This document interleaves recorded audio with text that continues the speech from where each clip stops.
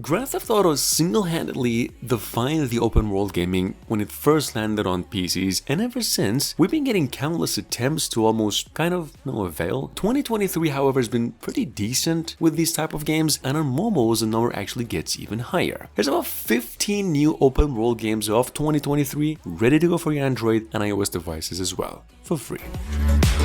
How sad.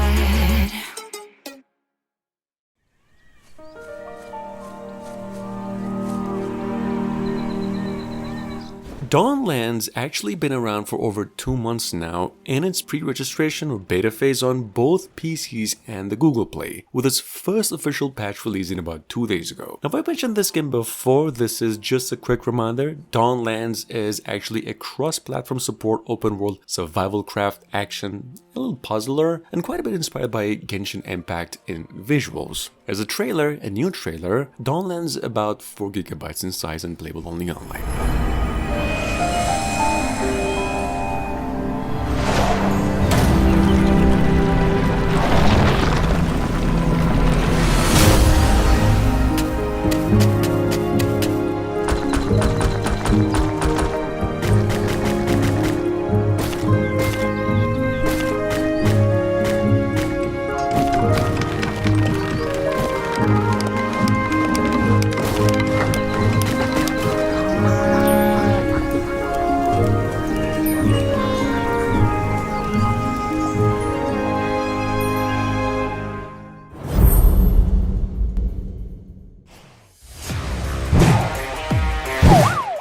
Coming from the same developers of Airplane Flight Pilots, that's actually a flight sim with over 10 million downloads on Play Store. At number 2, we have a police officer sim, finally with the official trailer here. This is an online/offline open world action driving and shooting police sim, downloaded north of 10,000 times since only last month and sitting on the Play Store with a 4.5 out of 5 as a totally free-to-play game that you don't just chase with cars or run and gun. You can go and seize with boats, fly with helicopters, tanks, and a lot more. It's a really good game.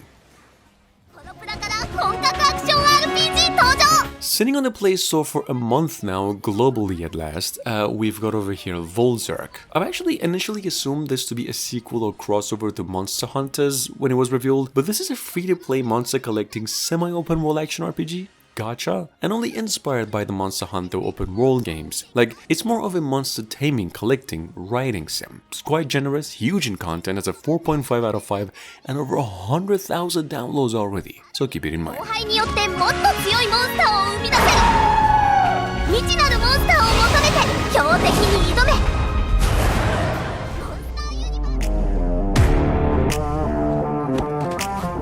Available on the Play Store for a couple of weeks now, we have a survival semi-open world multiplayer craft and action game here going by the name Sailor's Odyssey. Sailor's Odyssey is sitting on the Play Store with over 10,000 downloads and a 4.5 out of 5 as well, about some pirates marooned on an island in premise, technically where you have to fight off all sorts of mythical and island creatures and fantasy stuff, loot with which you get better gear and guns. It's pretty good in visuals, it's playable only online, and takes you down about 400 megabytes in size.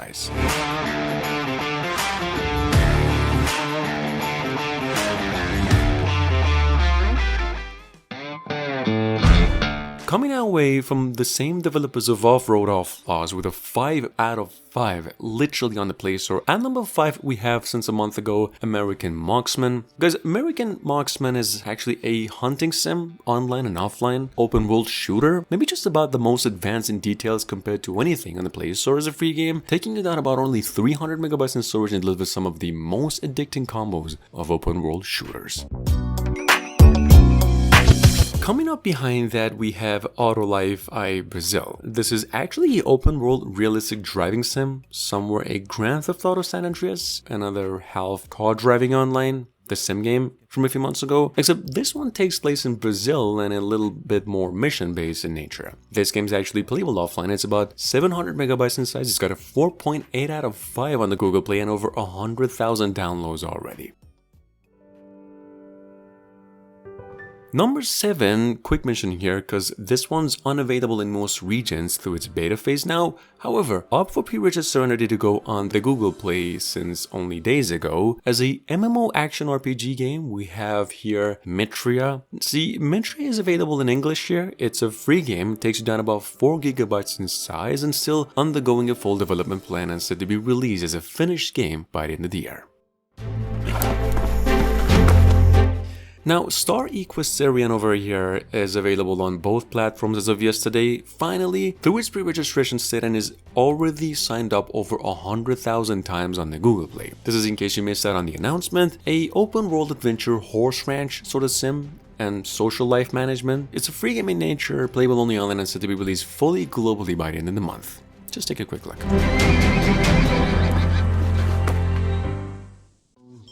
Moving on to number 9, from precisely a month ago, we have The Criminal. Criminal is also an open world Grand Theft Auto style action driving game where you actually play in first person as opposed to third when you get out of the vehicles and stuff for missions and dealing with NPCs and stuff. Personally, I just really like the graphics. It's pretty legit. Actually, the game's coming from the same people who came up with Police Patrol Sim that's downloaded over 10 million times, that game on the Play Store. Criminal over here is a free game, playable online and about 100 megabytes in size only.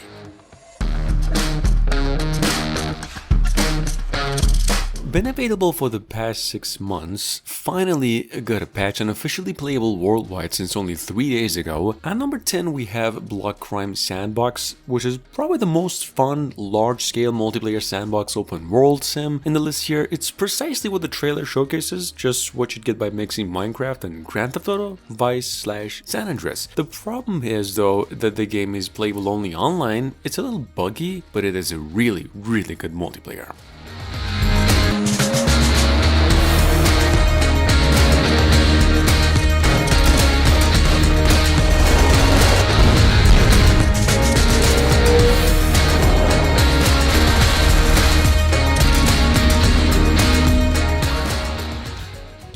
See, we don't just have Autolife Brazil that we mentioned earlier, we've got over here Motos Brazil Online from a month ago, sitting on a Play Store with north of 100,000 downloads and a 4.5 as a fully open world bike riding sim, and this is actually from the same developers of Life Brazil. So this is not the first attempt at open world games either. It's a physics-based sim mostly with a huge map, in fact 2 maps, with social components, chatting, missions, and many bikes to buy and customize. Pretty good game.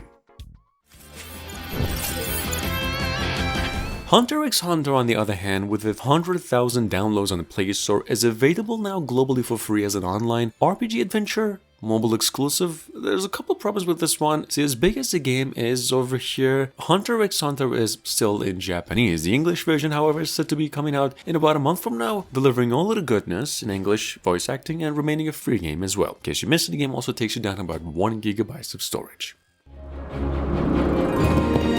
Developed by Come To Us, the famous folks in charge of Summoner's War IP. Technically Monster collecting games we have since last month, available on the Apple and the Play Store as a free-to-play game with halfway pay-to-win MMORPG, one of the most downloaded mobile games of 2023 as well, the one and only Summoner's War Chronicles. Guys, Summoner's War is in progress just like Lost Ark. It's a gacha game with auto battle components, but then also an MMORPG and takes you down about 4 gigabytes in storage. It's a semi-open world game in nature.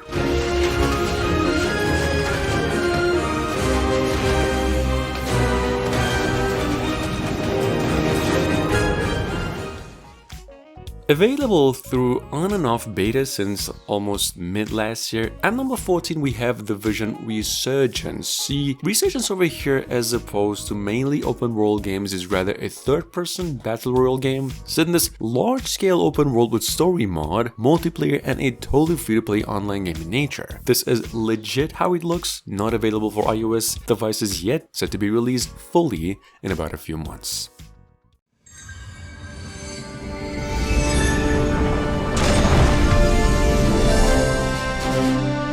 The South Korean developers about 4 days ago went on and finally announced the official global launch of Stellar Fantasy. They released a trailer for it, I believe I've mentioned it only once, and said now, finally, that the game is available on both platforms. You gotta use a link down in the description. The Google and the App Store links are still under development, so you gotta go through its official website. This game is a open world RPG and probably the most anticipated game of the month out of Korea.